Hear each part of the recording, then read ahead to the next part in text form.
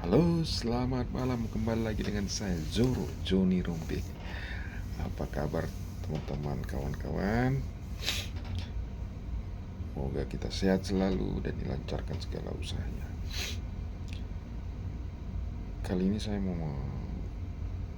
membahas mengenai ibu kota Nusantara yang diperkirakan orang-orang di luar ibu kota seperti di Pulau Jawa, Sumatera, dan lain sebagainya, bahwa IKN itu menjadi kota hantu. IKN itu menjadi kota mangkrak seperti Hambalang. IKN itu akan menjadi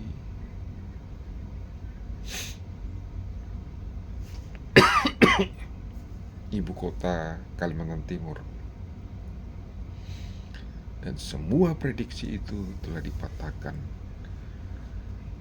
Semua prediksi itu salah dan dipatahkan oleh Mas Wapres. Oleh karena itu Mas Wakil Presiden mengundang beberapa perwakilan mahasiswa dari beberapa kampus universitas yang ada di Indonesia.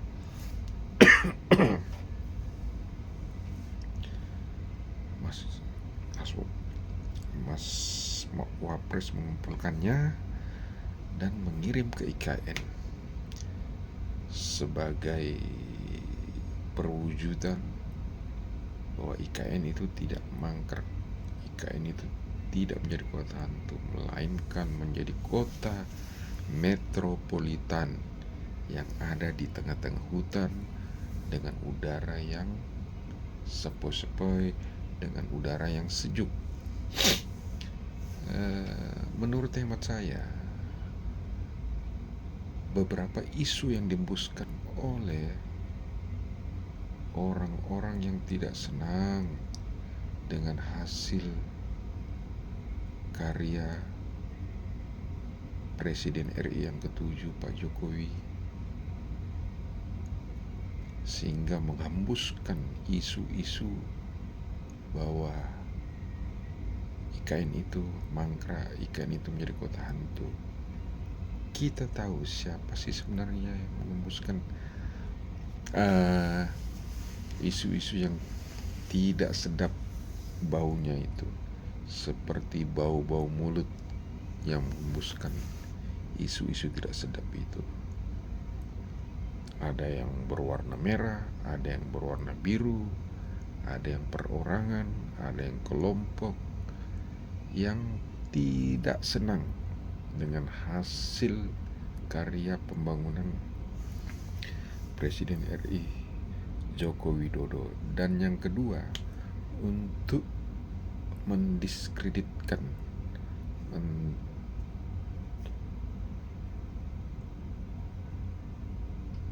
mendowngrade nama baik Pak Jokowi, sehingga reputasinya akan turun.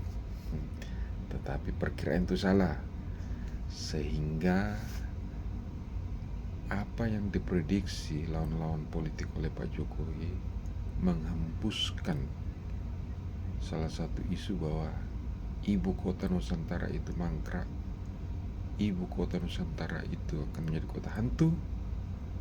Itu salah besar. Itu prediksi yang salah.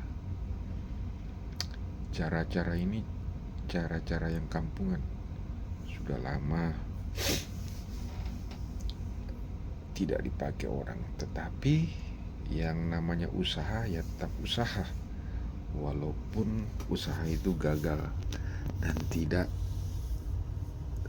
termakan atau terprovokasi kepada rakyat yang kurang awam, tidak paham dengan isu-isu tersebut. Saya sendiri yang tinggal di daerah seputaran IKN yang masuk Kecamatan Sepaku, Kelurahan Maridan, sangat terbahak-bahak apabila ada berita video shot yang mengatakan bahwa IKN ini mangkrak, IKN ini akan menjadi kota hantu. Dan saya perhatikan yang menghembuskan isu-isu tersebut orang-orang yang tidak senang dengan Presiden RI ke-7, yaitu Pak Jokowi. Sudah dengan berbagai cara untuk mencari kelemahan Pak Jokowi, tapi mereka tidak menemukannya. Gagal total, gagal maneh. Itulah susahnya. Untuk melawan orang baik itu susah. Pasti tidak akan kesampaian maksud dan tujuan jahat itu.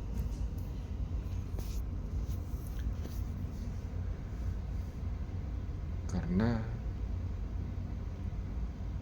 para politikus, para lawan politik Pak Jokowi, baik itu dari kalangan politikus, kalangan akademisi, kalangan pengusaha yang berseberangan dengan Presiden RI ke-7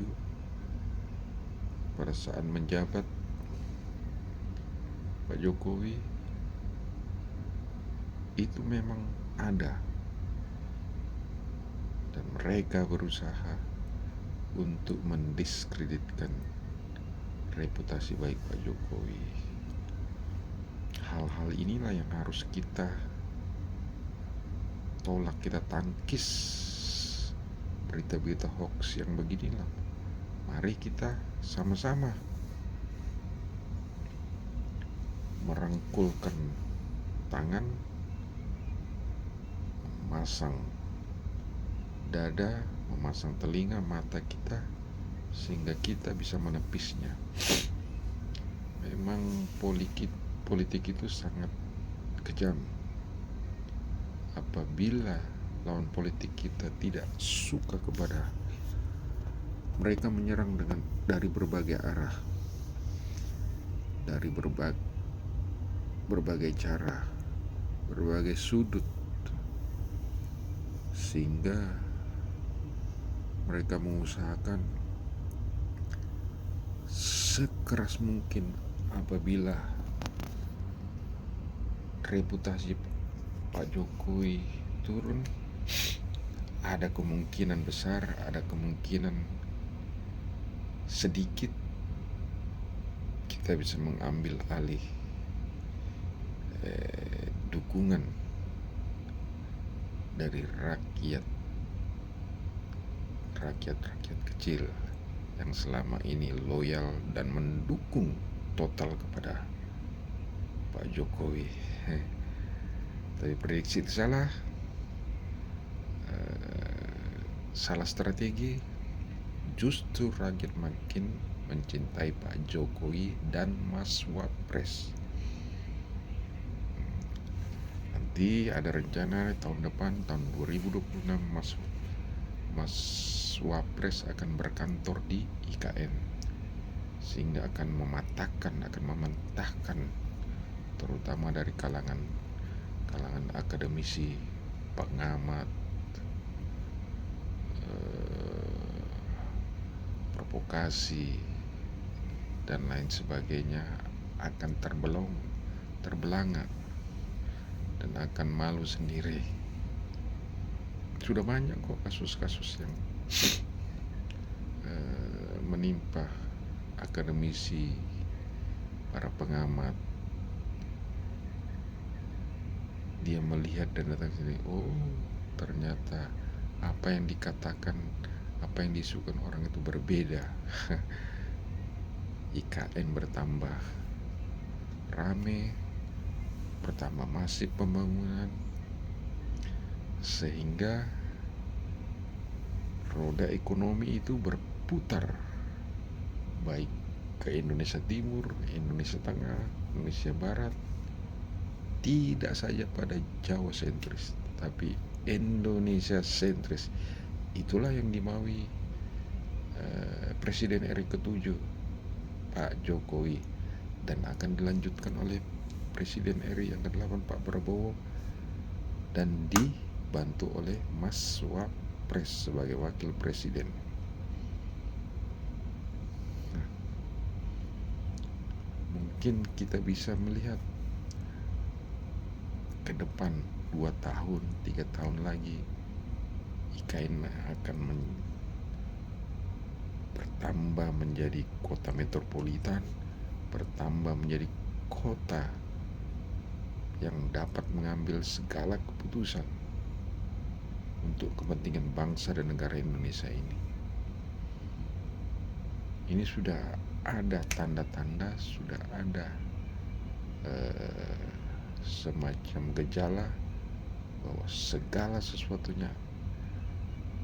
sesuatu putusan kebijakan untuk membangun bangsa dan negara Indonesia ini menjadi negara yang kuat itu akan diputuskan dari ibu kota Nusantara.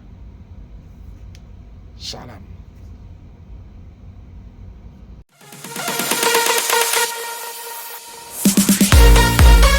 Dan ya nanti silahkan dinilai sendirilah itu kota hantu atau ini. Saya mohon maaf dulu ya. Ini kan seharusnya kita berangkat bareng-bareng semua ke IKN, tapi ini kita sedang menghadapi cobaan bencana di Sumatera.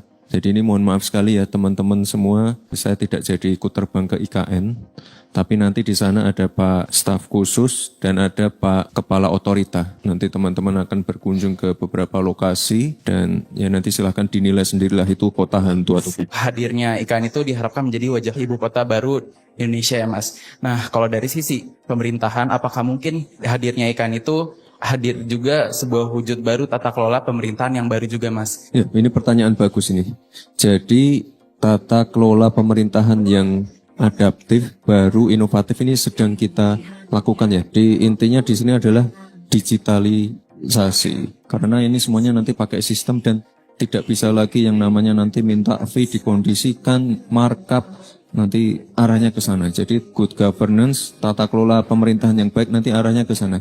Kita pengen semuanya nanti benar-benar flawless, seamless, serba digital. Tempat-tempat yang ada di IKN ini diisi oleh anak-anak muda yang namanya pembangunan, modernisasi, apapun itu ya. Jangan sampai minggirkan orang asli.